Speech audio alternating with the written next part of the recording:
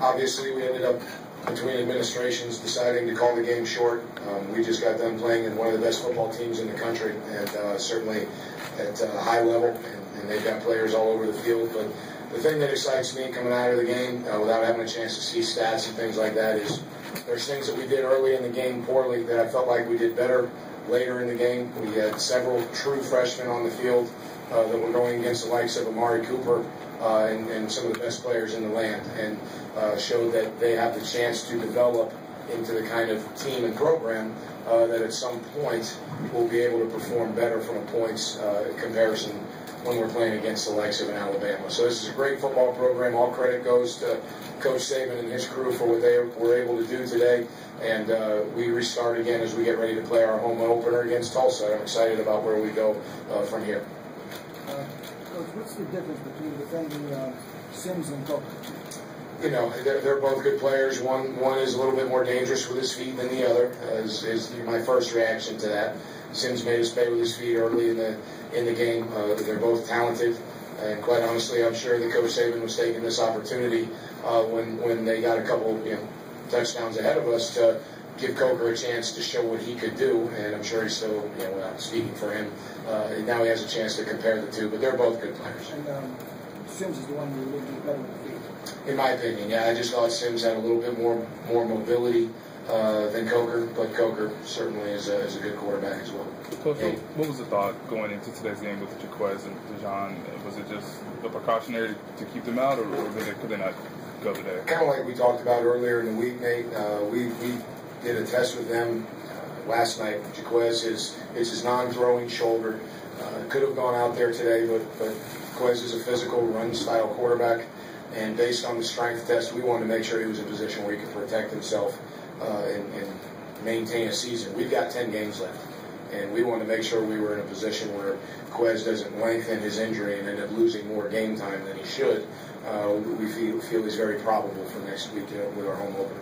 And was it very, the same, very similar? The exact same scenario, Nate. That's exactly right. Could have played, but wanted to make sure he was in position to protect himself so that we don't lengthen the injury and lose more time than we would. What specific types of problems do Amari Cooper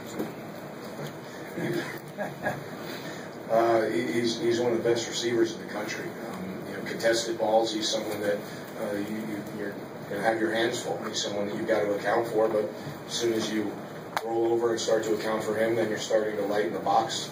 You lighten the box, and you have the likes of their tremendous running backs in the backfield. So Coach Kiffin's doing a very nice job. It was, honestly, I'm happy that he did his 2-minute drill at the end of the first half, because it was just like it was for them. It was an opportunity for us to execute that drill. And at the end of the day, we will both, as teams, be better as this season goes on for having gone through that moment at the end of the first half. So, was there anything schematically with the defense that was wrong today, or was it more? It was just tackling, just their overall talent. Yeah, I mean, there's certainly we're a program that's developing. We're a 14-year-old program. We had some true freshmen on the field against some of the best players in the nation. You can do the calculations. What's the condition with Reggie? Still undetermined at this point. We're going to get verification from the doctors, so I couldn't give you an answer yet. But it's lower leg injury. It is. It's a lower leg injury, and it's a preliminary test, but no details at this point. How would you compare Nebraska with Alabama? Different styles. Nebraska is a little closer to a spread style, where, for lack of a better word, you're looking more of a pro style, NFL style offense here, and just different.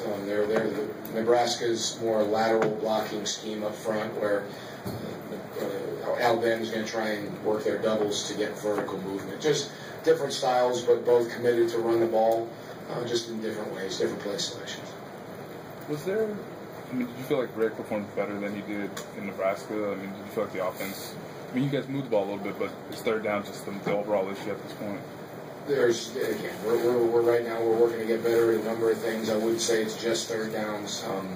There was an opportunity again where we had a nice catch on third down that we could have had but didn't finish it. So we just got to continue to get better. Like I said, we've got a lot of young players. We took the red shirt off of Cameron Solomon today. Took the red shirt off of Jeremy Ward today. These are true freshmen. We're in Tuscaloosa. And we got true freshmen on the field. We're a young program, and I'm proud of how some of those guys played. Again, I want to point out Raekwon Williams, a true freshman corner, who really made a couple nice tackles on Amari Cooper. I'm proud of that. I'm proud of some of the progress we made, and that's going to carry us into this next phase of our season.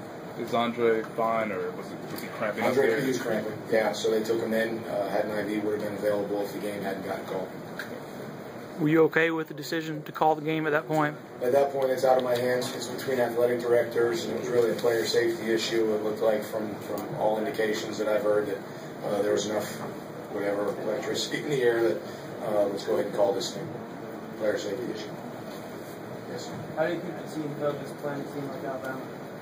It's easy. We focus on the day. When it's Tuesday practice, we focus on Tuesday. Wednesday's Wednesday. Today, as we were going through the game, we focused on getting a little better each quarter, and we saw signs of that. Moved the ball, granted it stalled out, but we came out in the second half, and we were able to put some drives together, able to get a couple stops. Again, they're great athletes, made some great plays.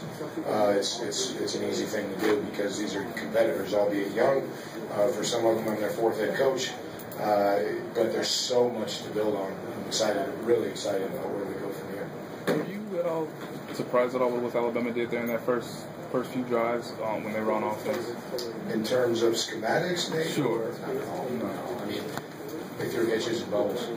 And they were playing basketball. They threw it out and said, okay, try and go tackle that really good player out there. And we strained to get him down. A couple times we did. A couple times we did. That was basketball.